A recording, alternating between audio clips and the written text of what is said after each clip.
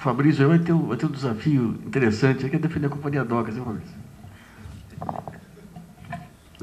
Eu não gostaria de estar na pele do Fabrício, porque até o fim do mês a promessa é trocar toda a parte de comando lá, né? Então, boa sorte lá, viu? Como você é uma pessoa extremamente competente, eu acho que não tem muito a temer, mas acho que tem gente que já está com as barbas de molho por lá. Bom, Fabrício. Primeiro, boa tarde. Agradecer à Agência Dinheiro Vivo. Era assim, né, Nassif? Chamava Agência Dinheiro Vivo no comecinho? Não, continua chamando. Continua. Eu me formei em 88 em Economia. Em 89, quando comecei minha carreira, sempre no setor público, então sou um servidor público por excelência, e a gente recebia, não tinha e-mail, não tinha site, não tinha nada. Naquela época a gente recebia o informativo pelo correio do Dinheiro Vivo. Época em que a gente tinha que adivinhar a inflação todo mês. Não, toda semana. Toda semana. Bom, agradecer ao Nassif, dar o meu boa tarde ao Marcelo Spinelli, e dizer que realmente eu já participei de muitas palestras, muitos debates, e estou com um grande e enorme desafio, porque falar de porto nesse país, evidentemente nós vamos falar de Porto de Santos. Qualquer outra coisa, não desmerecendo meus companheiros, colegas de outros portos, nós estamos falando de portos de menor peso na nossa economia. Então vamos falar do Porto de Santos. E foi interessante que a parte da manhã falou sobre questão portuária, foco Porto de Santos. Parte da tarde falamos de multimodalidade, intermodalidade, e agora o pessoal das LOG falando sobre o Porto e o Porto de Santos. Era o principal personagem disso. Então eu vou tentar falar, para quem escutou todo esse tempo, caramba, mas será que depois de tanto falaram de tudo que não funciona no Porto de Santos, será que esse porto funciona? Será que esse porto anda? Será que alguma carga é movimentada nesse porto, pelo amor de Deus? Depois de tanto que falaram mal dele, será que esse porto... Ou é aquela coisa do besouro, que em tese não pode voar, mas voa? Eu vou deixar essa conclusão para vocês. É claro que eu sou diretor comercial, tenho um produto, esse produto é o produto Porto de Santos. Eu quero falar um pouco desse produto para vocês, sobre a ótica de quem é o gestor do negócio, quem é que é a autoridade portuária e de quem está fazendo o cotidiano desse porto como autoridade portuária, portanto, como síndico do processo. Vamos lá? Primeiro, como é que se chega ao Porto de Santos? Bom, o Porto de Santos, ele tem acessibilidade, a começar por uma malha rodoviária que chega a ele. Ou alguém pode contestar que o sistema Anchieta Imigrantes não é uma boa estrada? Eu diria, eu conheço algumas coisas lá fora também, e o meu amigo Alfredo, que conhece bastante, pode comparar como é o nosso sistema Anchieta Imigrante com as rodovias lá fora. A gente não perde para ninguém, não perdemos. O sistema Anchieta Imigrantes é moderno, é eficiente, é uma concessão privada. Tem lá, podemos reclamar até do pedágio, mas a qualidade do serviço é boa. No mínimo é padrão freeway, né? No mínimo. Ferroviário, nós temos duas grandes concessionárias chegando ao Porto de Santos. 3. A MRS, a ALL, FCA. FCA, perfeito. E as duas maiores, a MRS e a ALL, que tem a movimentação mais forte, estão no Porto de Santos, estão chegando. E o Vilaça foi bastante feliz ao falar das ferrovias. Não vou aqui ficar defendendo a qualidade dessas ferrovias. Nós temos a hidrovia Tietê-Paraná. Mas será que chega a Rio no Porto de Santos? Não, não chega a Rio. Ainda não. Mas, por exemplo, a soja que vem de Goiás, ela faz uma parte do trajeto pelo sistema Tietê-Paraná e é feito o transbordo em Pederneiras, em Anhembi. Alguém perguntou se funcionava. Funciona. Funciona. A Caramuru, por exemplo, que é uma empresa, uma trade brasileira de soja,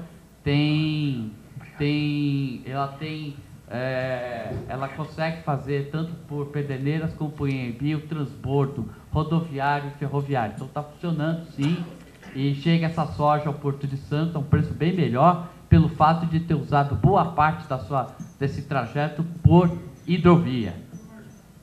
Nós temos aí aerovias, temos os aeroportos perto da gente e tem as dutovias, além da cabotagem. Portanto, chega-se ao Porto de Santos. Perfeito? Depois eu vou falar um pouco do que acontece dentro do Porto de Santos. Mas podemos chegar ao Porto de Santos. Quando chegar no Porto de Santos, o que a gente encontra? A gente encontra exatamente isso, certo? Eu não vou ficar lendo aqui, todos nós podemos ver no slide os números, mas eu quero chamar a atenção, basicamente o seguinte: o Porto de Santos ele é autossuficiente em energia elétrica. Nós temos uma usina que gera energia elétrica para o Porto de Santos. Essa usina nos torna autossuficiente, portanto não tememos apagão. Pode ver o apagão que vier aqui, a usina segura a onda.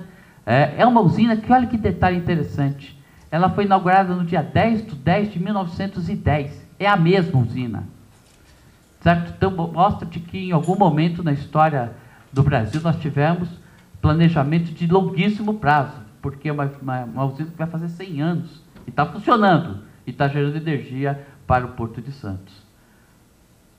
Vamos lá. Bom, e aí? E o mercado? Aqui na primeira coluna, nós temos os 10 maiores parceiros comerciais do Brasil. E quanto foi a troca de mercadoria entre esses parceiros comerciais durante o primeiro trimestre desse ano. Estados Unidos, por exemplo, trocou com o Brasil 9,5 bilhões de dólares. E o Porto de Santos participou com 29% disso, ou seja, dos 9,6 bilhões de dólares trocados entre Brasil e Estados Unidos, 2,8 bilhões de dólares passaram pelo Porto de Santos. Eu creio na racionalidade dos empresários. Eu creio de que ninguém gosta de jogar dinheiro fora. Ao fazer escolha pelo Porto de Santos, é porque alguma qualidade ele tem. E gozado, não é só quem vende para os Estados Unidos, não. Para a Alemanha, para o Japão, para a Holanda, para a Itália, para o México, para a França, para a Argentina, para a China.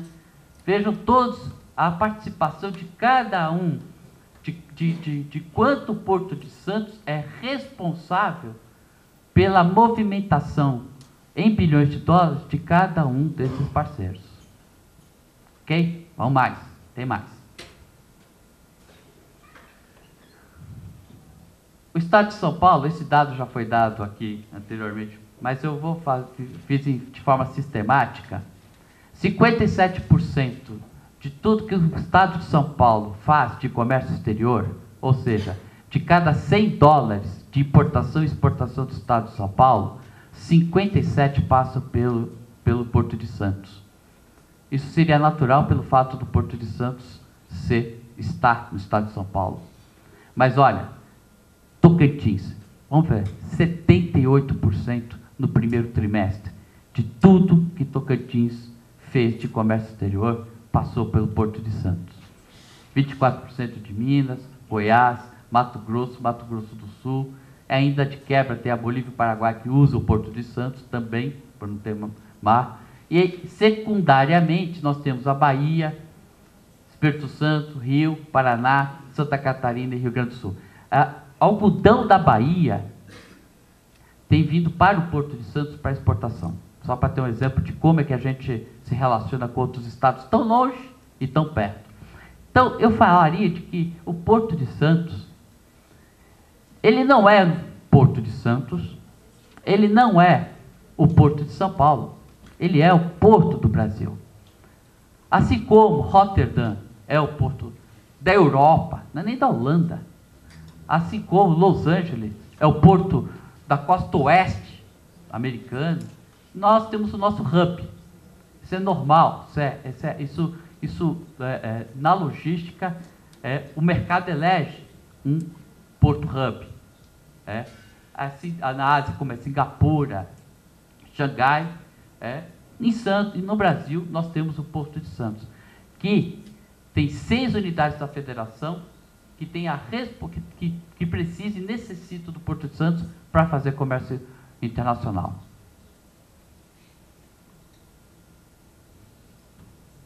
E tudo isso é traduzido no nosso market share. Qual é o market share do Porto de Santos? Quanto ele participa na balança comercial brasileira? Ele representa 26% da balança comercial brasileira. Nosso concorrente mais imediato, mais próximo, é Porto de Vitória, com 7%. Precisa se somar a Vitória, Paranaguá, 2 aeroportos e ainda o Porto de Sepetiba para ultrapassar o nosso market share. Portanto, esse quadro mostra o quanto é estratégico, do ponto de vista do crescimento da economia do Brasil, o Porto de Santos.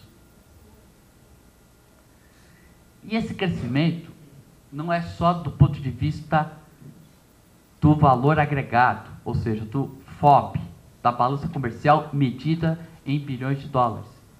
A movimentação em toneladas, ela também é um grande e enorme indicador, porque mostra a capacidade do porto assimilar cargas novas, trabalhar essas cargas novas e poder garantir as exportações e as exportações. Em 1994, um ano após, portanto, o marco regulatório ser promulgado, a Lei 8.630, que ela, se eu não me engano, é de 25 de fevereiro de 1993. Então, eu peguei e elegi em 1994 como ano base para a gente comparar. Bastaram 10 anos para que o Porto de Santos simplesmente dobrasse a movimentação física, saindo de 34 para 68. E este ano vamos fazer 81 milhões de toneladas. Portanto, mais uma vez, que conclusão nós podemos tirar disso? É de que, apesar de todas as críticas, apesar de termos problemas, e não os nego, o Porto de Santos vem crescendo. Tanto tem mantido seu market share de 26% da balança comercial, e do ponto de vista do movimento físico, vem crescendo a taxas quase que chinesas, chegando esse ano a 81 milhões de toneladas de movimentação. Mais surpreendente é se a gente pegar e segmentar e olhar o container. Em 2002, último ano do governo Fernando Henrique, portanto, naquele ano, Porto de Santos movimentou 1.200.000 TEUs, quase isso. 1.224 TEUs. Transit Feet, equivalente unit, ou 1.224 containers equivalente a 20 pés. 4 anos depois, nós movimentamos 2.446. É o dobro. Dobramos a movimentação de containers em apenas 4 anos. E aqui foi um ranking que do Anuário de Transporte de Carga de 2007, mostra de que Santos é responsável por 41% de tudo que foi movimentado de containers no país em 2006. Precisa somar Itajaí, Rio Grande, Paranaguá, Rio de Janeiro, Sepetiba e Vitória para ultrapassar o market share do Porto de Santos no que diz respeito a container. Só voltar um pouquinho lá no container, que tem um dado que é mais interessante ainda. Eu não coloquei aqui, porque eu estava sem tempo, mas no ano de 2000, no top 100, dos 100 mais importantes portos que movimentavam container naquele ano, o Santos era o de número 70, em 2000.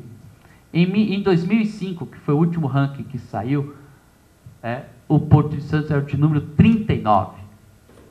Portanto, e é o único brasileiro nesses 100 containers, nesses top 100. Ou seja, nós conseguimos aumentar melhorar o nosso ranqueamento disputando apenas e tão somente com portos internacionais.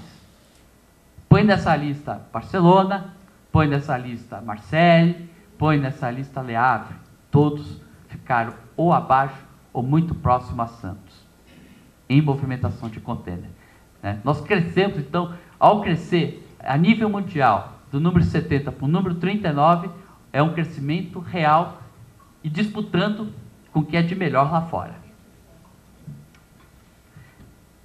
Isso é um pequeno gráfico, porque nós começamos a pensar o que vai acontecer no futuro. Então, no granel líquido, nós projetamos três taxas de crescimento, uma menos otimista, uma mais conservadora e uma mais otimista, certo? Para quê? Para mostrar exatamente de que, se no curto espaço de tempo não for feito nada, vai e pode acontecer de haver um gargalo. Aí, assim, concordo com a crítica, e isso ela é uma crítica verdadeira. Então, nós podemos, em 2016, se crescermos a 20% nos próximos anos, até 2016, nós vamos passar dos 90 milhões de toneladas só no líquido. Vamos lá. No sólido, a gente prevê um crescimento um pouco menor, 3%. Granel sólido, soja, açúcar, basicamente são os granéis, são as commodities agrícolas, 3%, 5% e 7%. Portanto, num cenário mais otimista de 7%, a gente chega a quase 70 milhões de toneladas ano. E no container, aqui é em TEUs, né? TEUs, né? Nós podemos chegar, se a gente crescer a taxas de 15% ao ano, nós podemos passar dos 10 milhões de TEUs em 2016. É um cenário altamente, tanto os três... Eu quis mostrar o seguinte, é preciso mesmo se preocupar. Quando se pensa qual é a capacidade do Porto de Santos, nossos técnicos dizem que é de 110 milhões de toneladas ano. Alguns dizem que pode chegar a 120, 130, 140, com a atual fotografia, dependendo do investimento em superestrutura e infraestrutura. Mas o fato é de que ele é limitado. Então, algo precisa ser feito, planejado, com antecedência, para que a gente impeça que o Porto de Santos efetivamente vire um gargalo. Porque, pelos números, podemos ter problemas, mas não somos um gargalo. E o que está sendo feito? Bom, vamos ver primeiro, do ponto de vista do investimento público. Todos aqui falaram do PAC, e é fato. Há 4 ações do PAC relacionadas ao Porto de Santos. 2 delas são referentes à dragagem. É a dragagem de aprofundamento e a derrocagem de pedras. Que eu vou chamar isso como sistema de dragagem. O que se quer? O que se quer alcançar? Nós queremos chegar nessa primeira fase a 45 pés, 15 metros.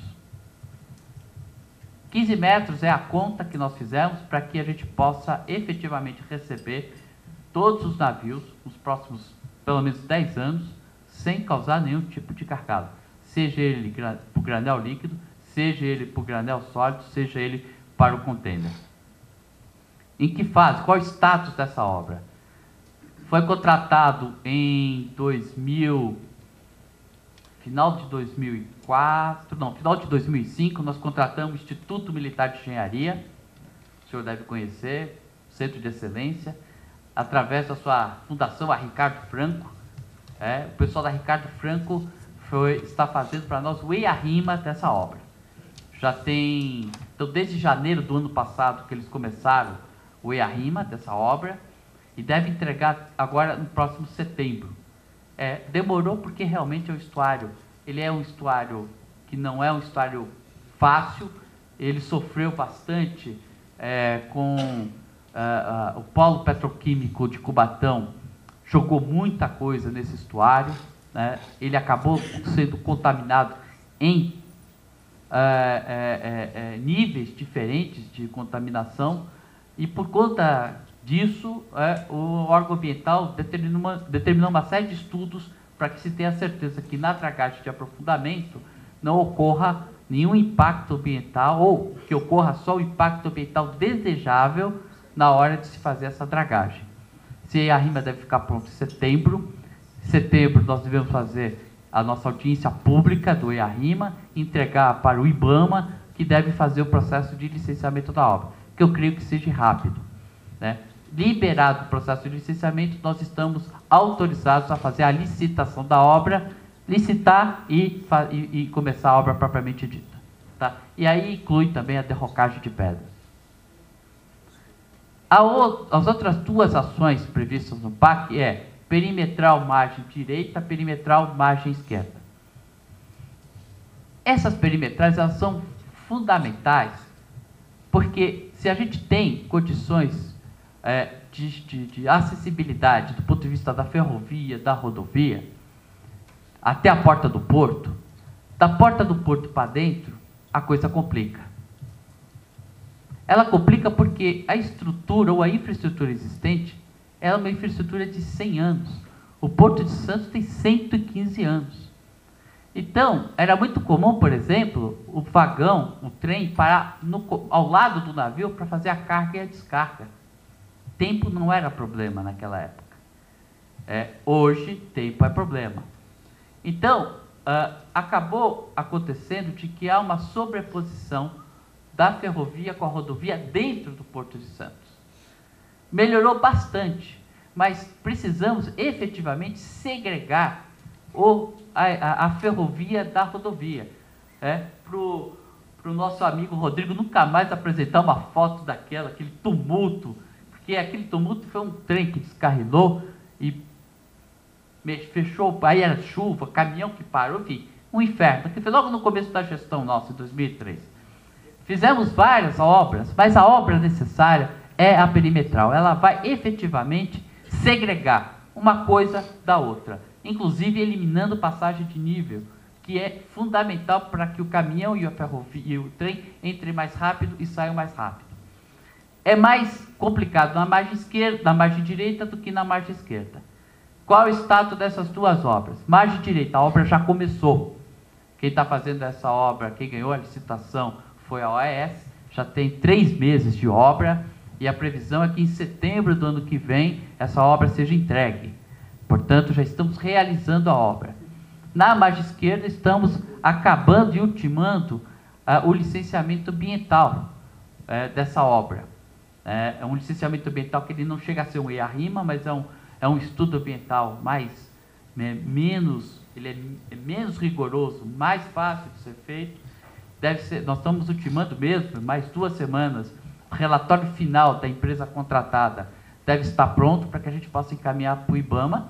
Uma vez tendo a licença liberada, aí estaríamos autorizados a fazer a licitação da obra e a obra propriamente dita. São mais de 200 milhões de dinheiro público que está sendo investido em infraestrutura pública, resgatando uma dívida com os exportadores e os usuários do Porto de Santos, que com certeza está chegando com no mínimo 15 anos de atraso, no mínimo, para não falar mais. Agora, o fato é de que a partir dessa gestão houve-se o compromisso de se investir no Porto de Santos e está sendo investido, certo? Ainda falta muito. O poder público está fazendo a sua parte, a iniciativa privada está fazendo a sua parte. Na questão da ferrovia lá dentro do Porto de Santos, nós temos a Portofé, que junto com a LL está investindo muito.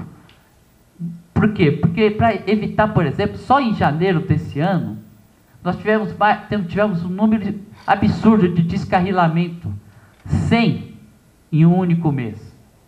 Os padrões internacionais dizem que são entre 16 e 17, é algo razoável. Tivemos 100 em um único mês. Não pode acontecer, porque toda vez que acontece o descarrilamento, para o porto.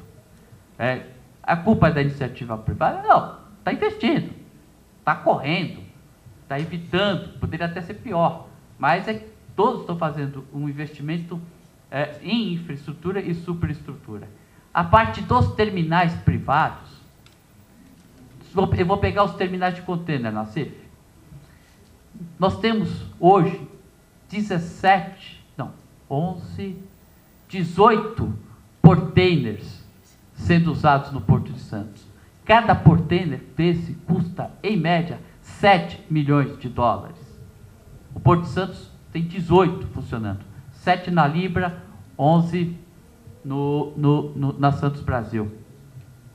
Todos de última geração, comprados da China, né, a maior parte, outros comprados mesmo por fábricas brasileiras, mas são equipamentos pós-Panamax, a maior parte é pós-Panamax, portanto, consegue fazer a movimentação. E é isso que fez aquilo que o Bussiger falou. Saímos de 8 movimentos de hora em 1995 para chegar a picos de 90 movimentos hora o ano passado. A média é de 60 movimentos. Não perdemos para nenhum porto de igual tamanho e de igual importância no mundo, em termos de produtividade. E o que falta? Falta termos um plano estratégico para crescer. Rapidamente, falar dele, tive a ordem do meu chefe, o ministro falou: Fabrício, fala do projeto Barnabé Bacres. Eu vou falar. O projeto Barnabé Bacres é uma tentativa de fazer a expansão do Porto de Santos, aumentando a capacidade do Porto de Santos em 120 milhões de toneladas ano. São 6 milhões de metros quadrados de retroárea. Ele já vem, pode passando, Luciana, né? Aqui a vossa esquerda é a foto de como é hoje, na vossa direita a foto de como ficaria um projeto uma vez implantado. Podem ver que está na forma de dársenas, o que é um projeto que, do ponto de vista do design, é o que é de mais moderno no mundo, otimizando, inclusive, a operação portuária. Pode passar, Luciana. Então, aqui nós temos 36 atracadouros, comprimento médio de 300 metros por berço, certo? 6 milhões de metros quadrados de retroárea, e um custo estimado só para fazer a infraestrutura básica de 680 milhões de dólares. O que é que nós precisamos? Nós precisamos, o primeiro passo desse projeto é fazer o projeto e a análise de viabilidade econômica, financeira, técnica e ambiental. A estimativa nossa é que o custo desse estudo é de 3 milhões de reais. Nós estamos pedindo há 4 anos esses 3 milhões de reais. Felizmente, o Dr. Pedro Brito está sensibilizado com a necessidade de se fazer esses estudos e assumiu o compromisso de que esse ano esse recurso vai aparecer e, portanto, está na pauta da Secretaria Especial de Portos o início desses estudos, o que vai poder proporcionar para a gente o saber a respeito da viabilidade desse projeto. E aqui eu faço um quadro resumo, que nós temos aqui de investimento em milhões de dólares. Aí é público e privado, as avenidas perimetrais, a dragagem e aprofundamento, a finalização do ISPS Code. Nós estamos iniciando investimento numa área de multipropósito na Alagoa, onde era o antigo lixão da Codesp. Estamos transformando a área do antigo lixão da Codesp em área portuária. Expansão da área de contêiner na margem esquerda, o TGG, após a conclusão da segunda fase. Embraport, que é um projeto privado do grupo Coimex, com cerca de 1 milhão de metros quadrados, o terminal multipropósito deles, lá no Porto. O Barnabé Bacres, infraestrutura e superestrutura, é uma previsão total de quase 3 bilhões de dólares de investimento. Em contrapartida, se esses investimentos forem todos realizados, até 2022, nós estamos elevando a capacidade do Porto de Santos para 350 milhões de toneladas ano de capacidade. Não significa que a gente vai movimentar isso, mas estaríamos ofertando em 2022 ao mercado 350 milhões de toneladas, o que é mais do que suficiente para que a gente tenha a garantia que o Porto de Santos, num prazo, né, até 2022, possa continuar sendo líder, tendo o seu market share preservado, e que o importador e o exportador possam ter a tranquilidade de que o porto possa continuar crescendo. Você sabe por que isso? Há um grande movimento no mundo. O centro de produção, na CIF, ele se deslocou para a Ásia, basicamente. Mas o centro de consumo não. Ele permanece na Europa e nos Estados Unidos. Portanto, o fluxo de mercadoria ele está sendo desequilibrado por essas transferências. A China não tem o menor problema.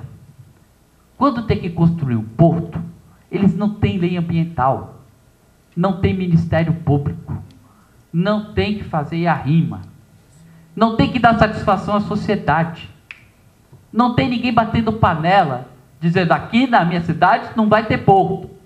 Eles fazem, e ponto. A gente pode discutir aí. Outro dia eu estava num debate e o rapaz do BNDES falou assim, perguntaram para ele qual é o melhor modelo de gestão portuária, de porto para você. O técnico falou, o da China. Eu tive que responder, mas vem o pacote completo? Não basta vir só o modelo portuário, tem que vir o pacote completo. Né? O pacote completo não virá, e não pode vir mesmo, porque nós somos um Estado de direito democrático. Essa democracia é recente, mas eu espero que seja preservada para o resto das nossas vidas. Então, e aí o que está acontecendo? A Europa está com um enorme problema. Se fala muito em eficiência de porto europeu. Você sabe o que aconteceu na CIF em março desse ano? O porto de Roterdã rejeitou, a palavra é rejeitou, 30 navios full containers, porque não tinha berço para atracar. 55 mil containers foram perdidos pelo porto de Roterdã. Ou seja, se o porto de Roterdã está abrindo mão de 30 navios, por quê? Há um desbalanceamento entre o crescimento portuário chinês e o crescimento portuário europeu. Antuérpia não consegue colocar de pé o projeto de expansão deles. Eles tinham que, para o projeto de Antuérpia ficar pronto, eles teriam que deslocar uma pequena vila histórica. O pessoal bateu panela e a obra não aconteceu. Antuérpia está com o seu processo de expansão travado. Roterdã, travado. A sorte é que lá tem Hamburgo, lá tem Le Havre, tem outros portos. Mas há um grande desequilíbrio no mercado internacional. O centro de consumo se desloca, e é por isso que os navios estão aumentando. O EMA Maersk, recentemente lançado pela Maersk, maior armador do mundo, ele carrega sozinho quase 14 mil containers e tem 400 metros de largura, 4 campos de futebol. Esse navio não vem nem para o hemisfério sul ainda, mas o dia pode vir. Infraestrutura é coisa para 20, 30, 40, 50 anos. Então, por exemplo, a gente hoje, quando pensa em terminal de container, não podemos pensar no terminal de container que, no mínimo, tenha berço de 600, 700, 800 mil metros. Não pode. Senão você perde escala, perde competitividade. Os chineses fazem isso. E os europeus estão correndo atrás. Por isso que nós temos que planejar. Nós hoje estamos com um pacote de obras públicas e de investimentos privados prontos para poder ser efetivados. E a nossa ousadia é de querer chegar a 350 milhões de toneladas em 2022 de capacidade ofertada. Lu? E para terminar, esse gráfico é interessante, que ela foi feita pelo CNT em 2006. São os custos portuários. se falou tanto aqui em custos portuários, 24,4% dos custos portuários, segundo a CNT, é dos práticos. 21,4% rebocadores. E 19% mão de obra. Mão de obra avulsa. Mão de obra avulsa. Cerca de 2/3 do custo portuário, nada, absolutamente nada tem a ver com a ação da autoridade portuária, da CODESP ou dos seus terminais. Nada. Não é terminal que cobra rebocador. Não é a CODESP que cobra pelos práticos. Então, é interessante para a gente analisar de que, às vezes, a gente fica focando em 1/3 dos custos no debate, que são os terminais, que é a autoridade portuária, que é a CODESP, e está esquecendo que 2/3 acabam ficando fora do debate.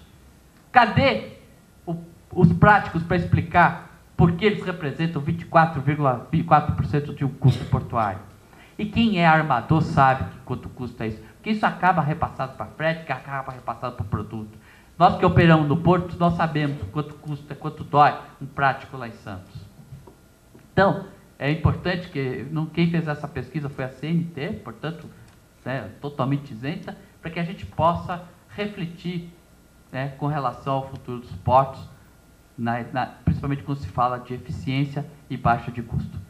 Eu fico por aqui, agradeço a paciência de vocês, tentei defender o meu produto depois dessa saraivada, mas eu creio que eu tenho muita consciência dos problemas, mas também tenho a certeza de que o Porto de Santos, ele para o dia dos meus amigos da ferrovia, é a locomotiva portuária desse país.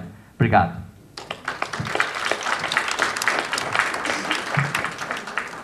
Depois eu quero ver se defende lá nas discussões do Projeto Brasil online lá também. Né? Bom, Marcelo Spinelli, diretor comercial de logística da companhia Vale do Rio Doce. Boa tarde. Bom, já estamos avançados na hora, né, Luiz? Vou tentar ser breve aqui, mas eu não tenho nenhuma apresentação específica, eu estou realmente mais como debatedor. Eu vou levantar algumas questões sobre a agenda portos. Eu acho que vale a pena voltar ao tema mestre dessa parte do debate, porque acho que deve voltar a pensar um pouco no macro, na estratégia da questão portuária brasileira. E aí eu dividiria em 3 assuntos. Depois eu vou voltar a comentários dos meus colegas aqui da questão de Santos, mesmo a questão da logística portuária na visão das LOG. Primeiro, para mim, a agenda portos hoje, Brasil, acho que foi discutido de manhã também, eu vejo 3 principais assuntos que acho que vale a pena reforçar de tudo que foi falado. Primeiro, é um pouco da mistura do que o Pavan falou. Eu acho que a gente carece, a questão portuária brasileira carece de um ponto chamado planejamento. E aí, quando eu falo planejamento, eu estou falando de integração da visão de logística e da capacidade de desdobrar esse planejamento. Eu acho que esse é um dos principais pontos. Eu acho que o próprio papel da Secretaria de Portos tem que resgatar esse assunto. Eu acho que é uma questão mestre para a questão portuária. O que eu quero dizer? Primeiro, porto não é fim, né? Porto é parte da cadeia. Ele não pode ser desconectado da visão do sistema logístico, da captação da carga e mesmo, né, do destino que você está fazendo. Então, existem várias iniciativas portuárias no Brasil que não viram realidade, ou iniciativas ferroviárias ou rodoviárias que não tem para onde sair, e aí a gente acaba tendo uma desconexão de projetos. Vou dar exemplo, é o caso a gente está fazendo a Ferrovia Norte-Sul, o governo está desenvolvendo isso, está bem avançado, acho que é uma das poucas obras do Brasil hoje que está acontecendo, e a gente não tem uma solução portuária em Itaqui capaz de suportar o crescimento de granéis, principalmente da soja e farelo no norte do país. Então, ou seja, há um processo que não caminhou em conjunto e a gente vai sofrer com isso.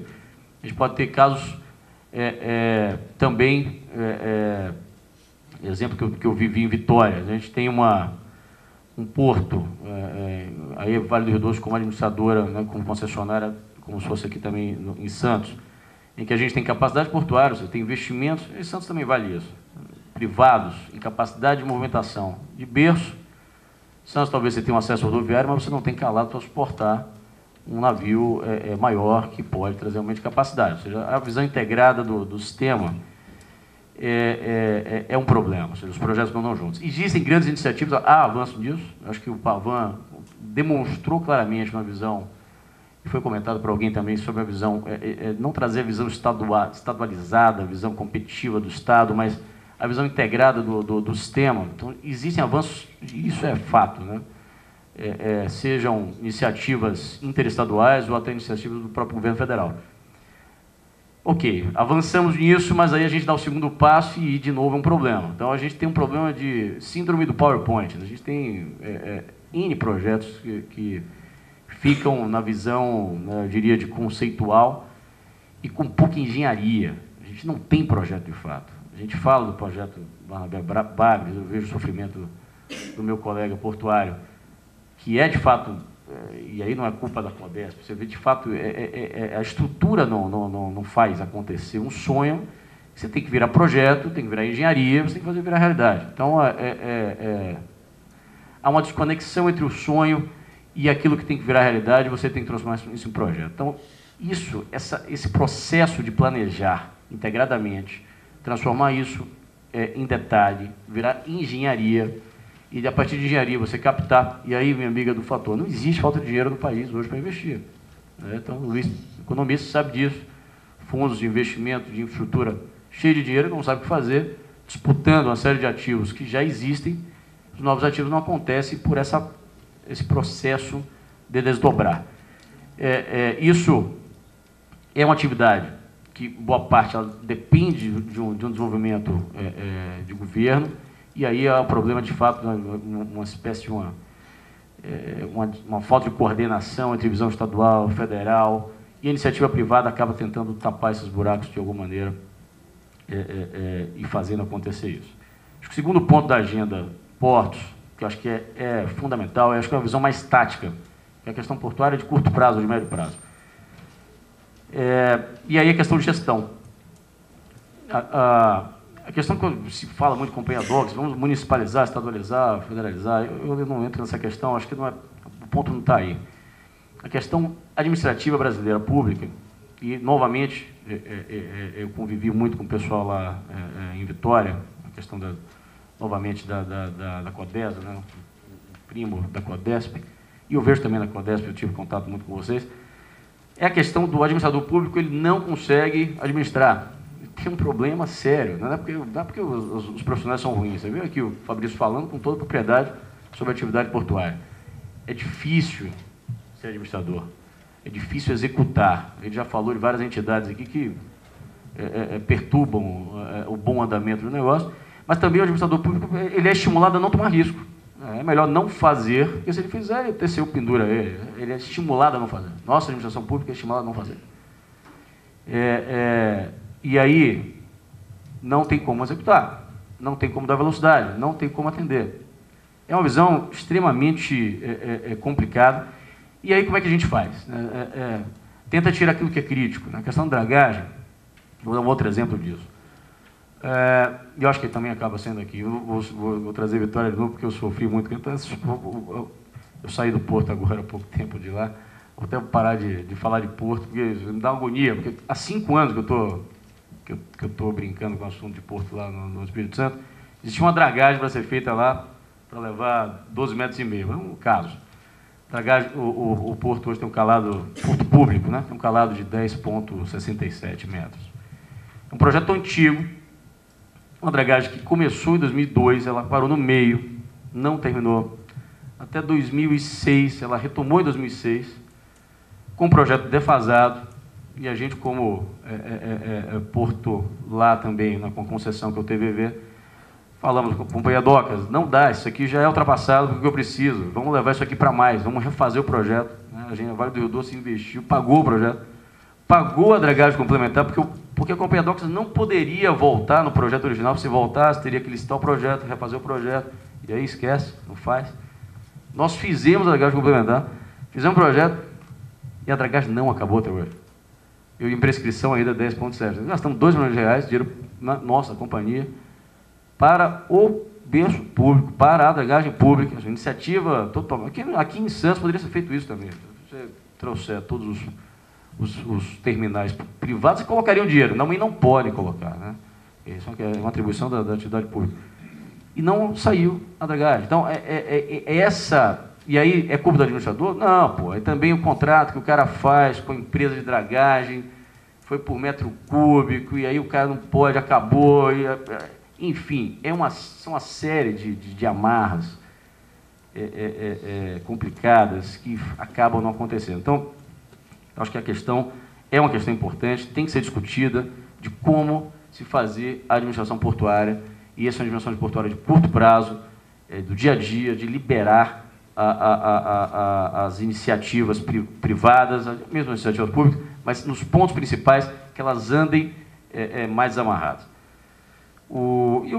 A terceira questão foi pouco mencionada aqui, mas é uma obsessão pessoal minha e da empresa que eu trabalho, que é a questão de pessoas, a questão de gente. E aí o técnico... e aí estou falando de porto novamente, vamos voltar à questão portuária. A gente comentou isso outra vez. Nós não temos gente para fazer porto. Não adianta a gente planejar. Em última análise, a gente fala, não, vai faltar energia elétrica. Eu acho que a gente vai ter problema de energia elétrica daqui a pouco. Vai faltar, sei lá, recurso, vai faltar aço, vai faltar... Se a gente quiser crescer essa taxa, mas vai faltar gente. Aliás, já falta gente. E isso é um problema que a gente acaba não olhando. Esbarra depois em maus projetos ou em má execução das coisas. Porto. Existe uma carência hoje clara de vários tipos de profissionais. Isso eu estenderia até para a logística. Tem um texto muito interessante do Taslog e do Alfredo, que fala sobre a questão de pessoas. E a gente não tem profissionais hoje no nível técnico desenvolvidos, treinados, atualizados. E aí a gente vai no nível um pouco a mais, que deveria ter grandes especialistas portuários no país, a gente não tem. Eu conto nos dedos, e boa parte está na minha companhia. E a gente, dentro de casa, tem dificuldade de fazer operações portuárias. Especialistas que entendam de simulações, que estejam no estado da arte, de pesquisa operacional, de tirar mais do que existe no seu ativo, ser obcecado por produtividade, por redução de custo, ou seja, estar de fato atento a fazer aquilo que deve fazer. Não tem engenheiro. Eu tenho meu colega aqui de Poli, eu sei que está ali, que trabalhou comigo, que é um engenheiro naval, que é um analista, eu falei com ele tem grandes amigos de engenheiros navais que são excelentes, devem trabalhar no Banco Fator, são excelentes analistas hoje de investimento, porque não existe essa atratividade ou não existe um estímulo para que a gente tenha grandes especialistas na área portuária. Então, é uma preocupação que a gente tem que perseguir, de estimular a questão de pessoas, né, em vários níveis de atuação. Acho que não adianta a gente fazer MBA de logística, também palavras do Alfredo, que nosso problema não é MBA, nosso problema é mão na massa. Tá? Esses são os 3 pontos que eu levantaria, que acho que foram um pouco explorados, mas, e aí eu vou voltar a alguns pontos mencionados aqui.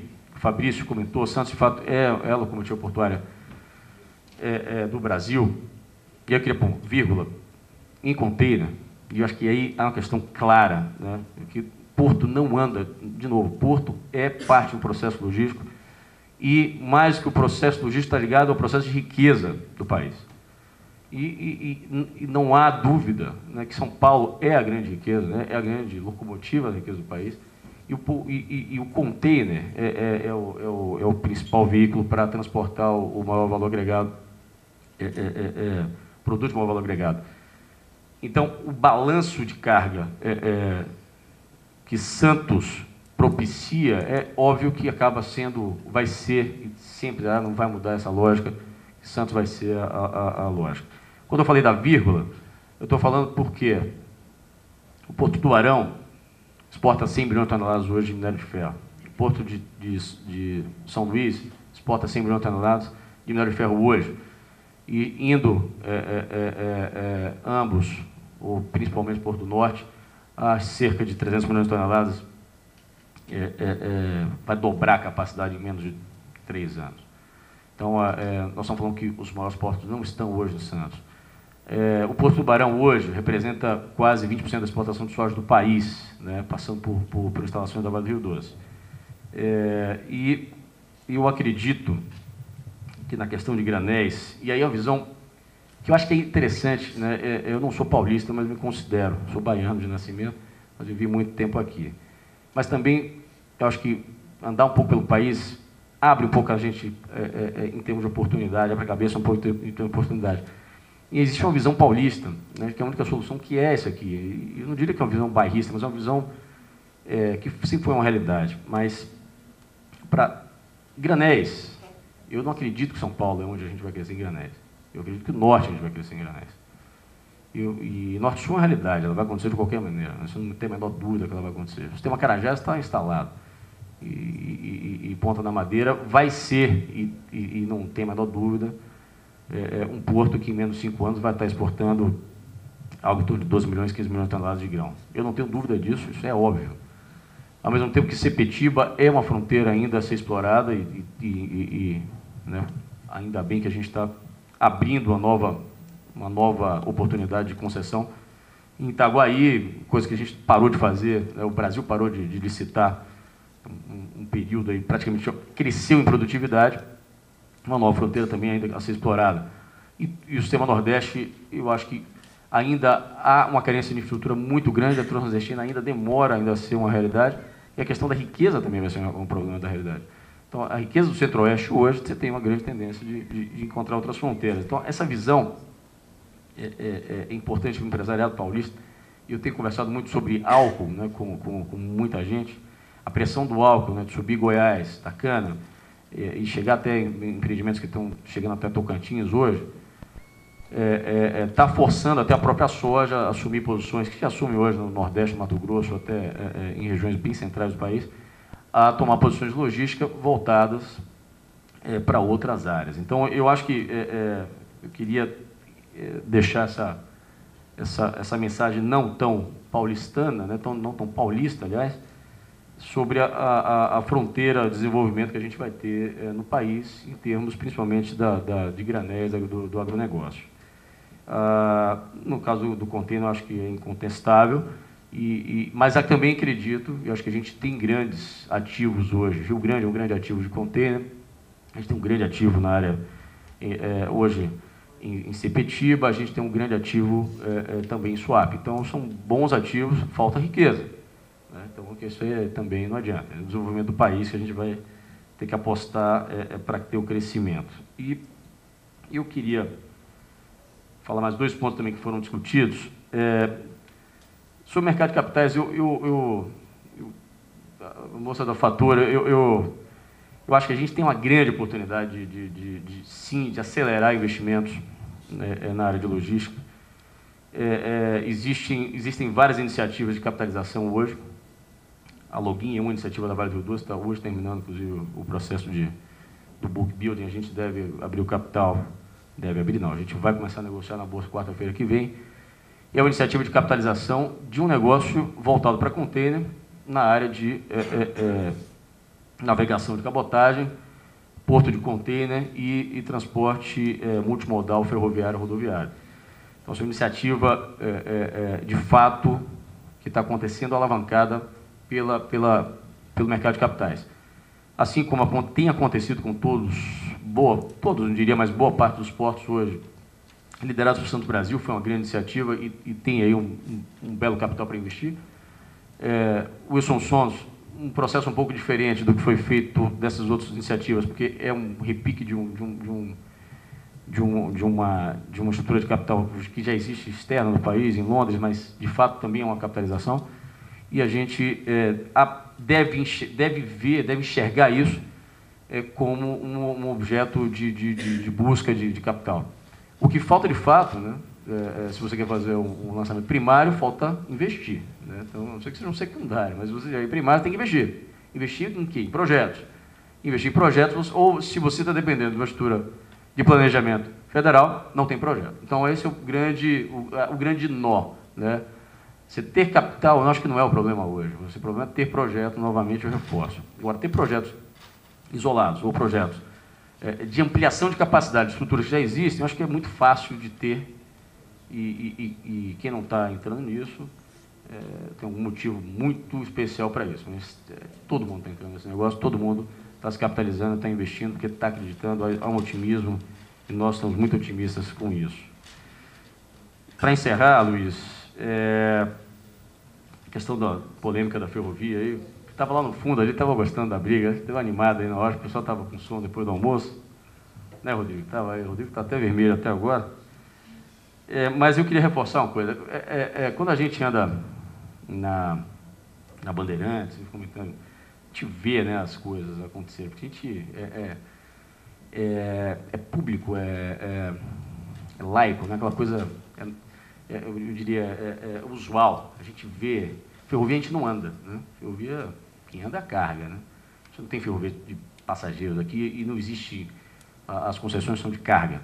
Então não existe aquela coisa de você andar numa via e ver caminhão, ver trem de carga e ver trem de passageiro. Até existem, na Vale do Rio Doce você tem ainda na Vitória Minas ou na Carajás, serviços de passageiros, mas isso é uma coisa bem regional. Então nós não temos essa vivência, então a gente não vê, né? Mas a gente tem que voltar para os números, sim, né? E aí o Rodrigo foi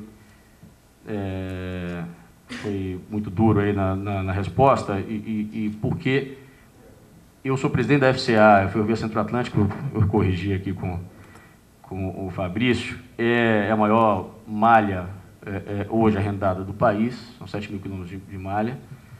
Hoje, acho que talvez não mais com a LL, acho que com a fusão talvez seja maior ou muito próximo, mas eu diria que, no caso da FCA, o compromisso de investir em 10 anos de concessão era na ordem de 1 bilhão, a FCA investiu 2,5 bilhões de reais, tinha níveis de segurança e acidentes absurdos, né? Hoje são níveis mundiais. A FCA não deu dinheiro até hoje, graças a um belo padrinho, né, que sustentou isso. A FCA hoje está virando o seu fluxo de caixa para um padrinho forte para sustentar, né, 10 anos de um filho ali com problema, porque a gente comprou um negócio muito pior do que a gente imaginava que estava.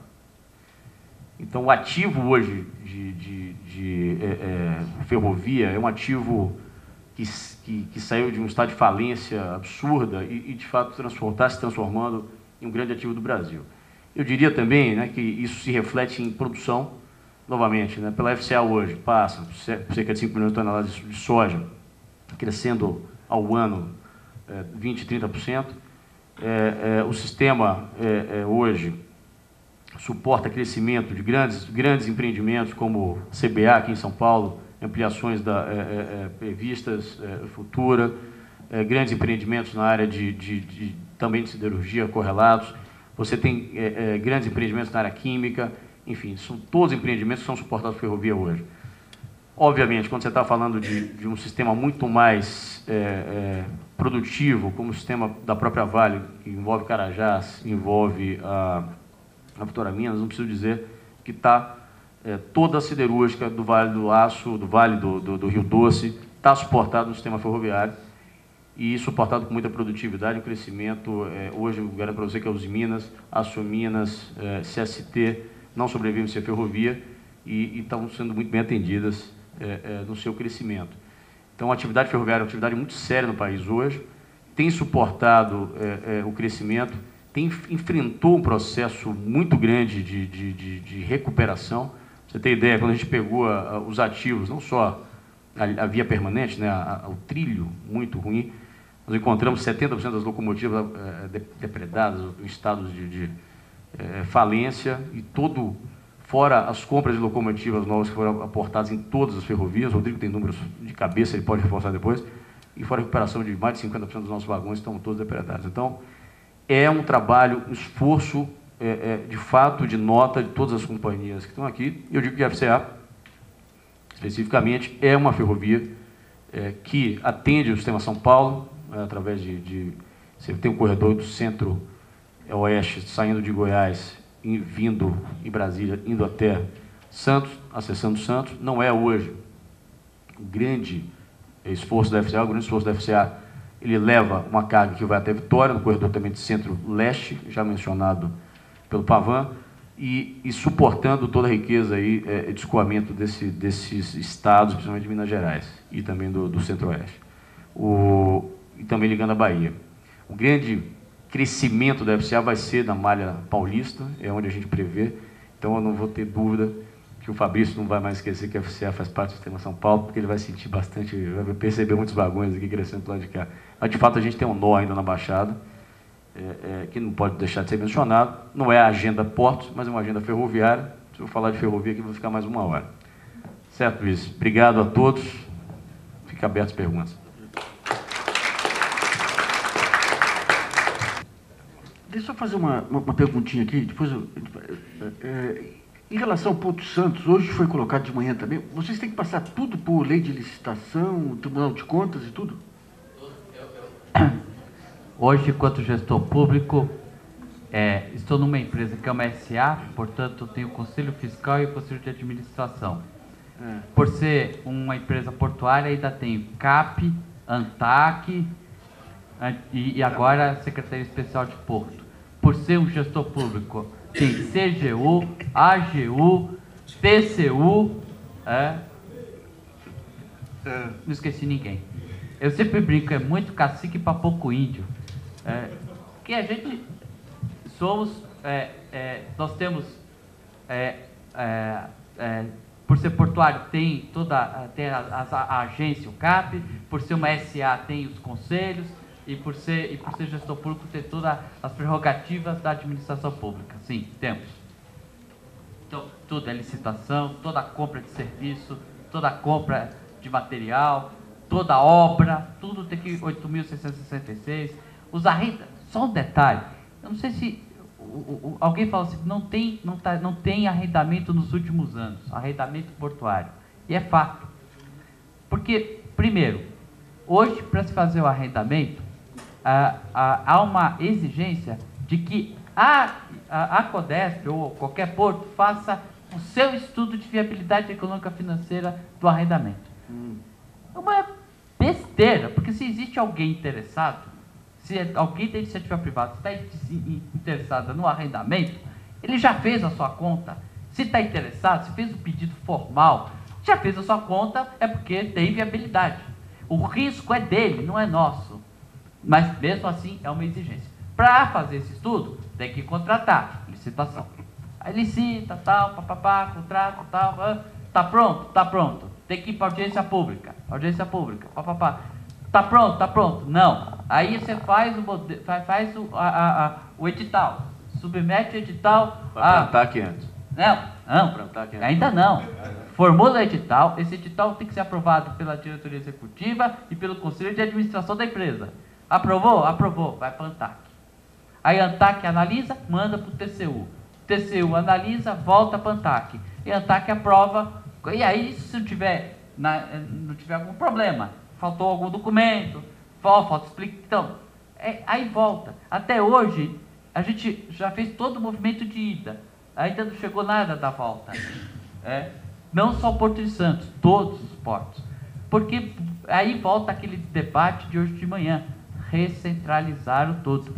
Na época que o Bucige era diretor lá na Codesp, não tinha nada disso. Foi aquela janela que ele falou, de 95 a 98, o meu amigo pedia aqui uma licitação, a gente tinha prazo. Ok, tá, vamos ver. Licitou, vai licitar uma área que ele pediu, vamos. Fez edital, aprova na Codesp, aprovou na Codesp e publica. Em 3 meses, estava publicado o edital. Por isso foi possível se fazer tantas licitações naquele período. Surgiu a ANTAC, acabou. Nós dependemos. Hoje, para se fazer um aditivo contratual, que é de responsabilidade da autoridade portuária, dependendo do aditivo, tem que pedir autorização para a ANTAC. A tarifa, que foi dito aqui também, a tarifa que é uma coisa bastante... quem aprova a tarifa? É quem usa o porto, o CAP, pronto. Não, tem que passar antes pela ANTAC. Quer dizer, tudo isso acabou deixando a gente tendo que criado aí uma série de obstáculos que a gente precisa cotidianamente ultrapassar e sempre tomando cuidado para ver se não tem nenhum problema, né, para que o Ministério Público a qualquer momento pode entrar com uma ação, o Tribunal de Contas pode pegar, a CGU pode pegar, nossa auditoria interna pode pegar. Quer dizer, tudo isso tem que ser feito ao rigor, com rigor, para não atrasar o processo, porque pegou alguma coisa, algum erro, alguma coisa que não está, alguma não conformidade, o processo volta todo. Que loucura, que loucura. Boa tarde, meu nome é Beatriz, eu sou do jornal DCI. Eu queria saber do Fabrício qual a sua opinião sobre a abertura do processo de cabotagem para as empresas estrangeiras, o que isso pode representar para os armadores nacionais, e também queria saber se há alguma possibilidade do Porto de Santos começar a funcionar 24 horas. Qual é o seu nome? Beatriz. Tudo que for possível para facilitar a cabotagem, eu sou a favor. Acho que essa questão da legislação só permitir, apesar que o Balal disse que isso não é problema, navio não é problema hoje, tem 17, 18 operando, se eu não me engano ele falou, mas se isso facilitar a cabotagem, ótimo, tanto que nós estamos fazendo a nossa parte. A Codesp, ela dá 50% de desconto na sua tarifa na cabotagem, para poder incentivar o uso de cabotagem do Porto de Santos. E hoje está funcionando bem esse desconto, tem aumentado a operação de cabotagem no Porto de Santos, e o Porto de Santos já funciona 24 horas por dia, desde 97 ele funciona 24 horas por dia. O porto, o terminal, ambos funcionam 24 horas por dia. Quem não funciona são os outros, mas o porto funciona.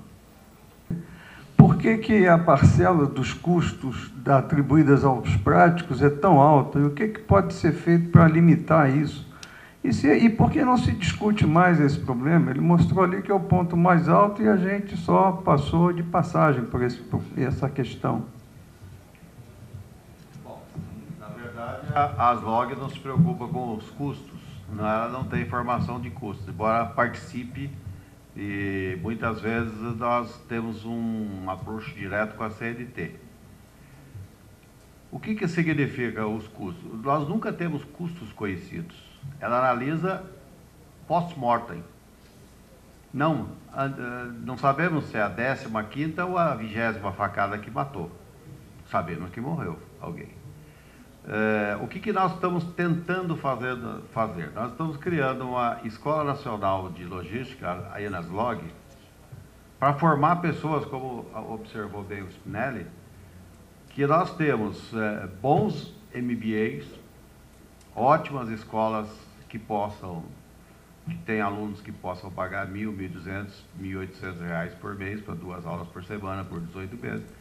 Mas não temos gente que saia, por exemplo, de uma expedição, a Santos Brasil tem os seus próprios formadores lá dentro, tem as suas escolas. No Vale do Paraíba, nós temos sentido que muita coisa é nebulosa. O pessoal faz, por exemplo, administração na FATEC, que agora é USP também, com foco em logística, mas não conhece a história da logística, como eles abordaram. A logística, o SCM, o Supply Chain Management, ele envolve muitas coisas, e custos é uma das coisas mais importantes. Mas nem o CNT mesmo pode explicar para o senhor. Se o senhor perguntar lá hoje para o presidente, que é também vice-governador de Minas, o Cresce Andrade, ele não vai saber explicar. Ele compila dados, como nós no IBGE. Nós somente informamos post-mortem. Aí eu concordo com o Pierre Domênico. O negócio é a gente pensar no antes. E depois do que vier para frente, correções de rotas nós podemos fazer. Agora, primeiro precisa ter brevet. Eu sei que talvez essa pergunta, a resposta não atenda o senhor. Mas eu posso, se o senhor me fizer um e-mail, eu te respondo em 24 horas o que o senhor quer saber. Eu tenho como lhe informar. Se o senhor puder fazer essa gentileza, eu estou à disposição. Bom, mais alguma questão? Bom, eu queria agradecer muito os palestrantes, agradecer os senhores aí, na certeza que tivemos um belo levantamento de temas do setor. E convidá-los depois a preencher a ficha de avaliação e depois a entrar no site do Projeto Brasil, se cadastrar. Nós estamos fazendo os últimos ajustes lá, mas já tem todo espaço para cadastrar. Vão ter acesso a todos os trabalhos que foram apresentados aqui e vão poder participar dos fóruns de discussão. Então, muito obrigado a todos.